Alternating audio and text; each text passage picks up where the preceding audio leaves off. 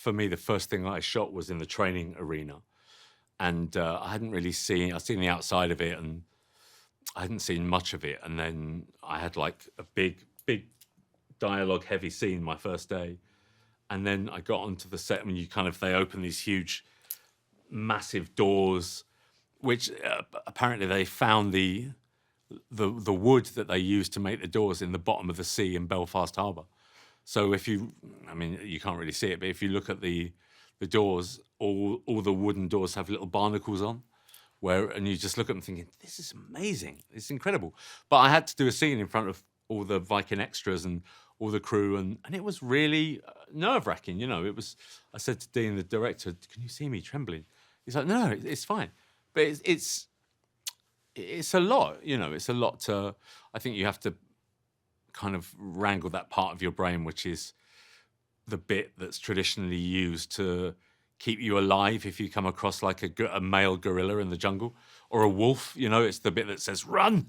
I think you have to learn to harness that and tell it that it's fine, you're all right, you're fine, you're not a real dragon. I don't know if this is true, but I think Toothless he's like a lovely big cat, and I think people love cats. I love cats, certainly, and I think that's why I like Toothless so much. That's just Dean scrolling Instagram, I think. I don't think they set out to just watch. It was Dean watching cat videos. There's a scene when me and Gerard are in the Great Hall and he's addressing the Vikings, and then they all file out, and then we kind of pan across to see Gobber's left, and they have like a big conversation about, you're not going to be around to protect him every day. I loved shooting that.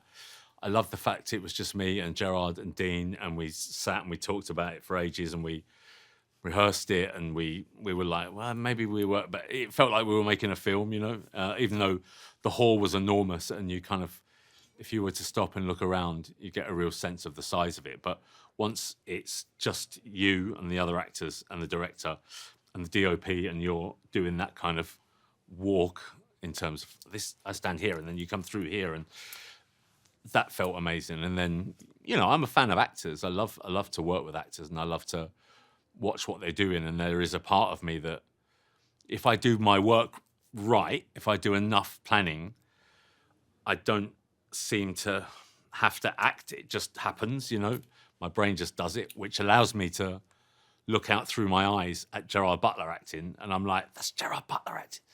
I can enjoy his performance at the same time, and I love that. That's why I really like that scene.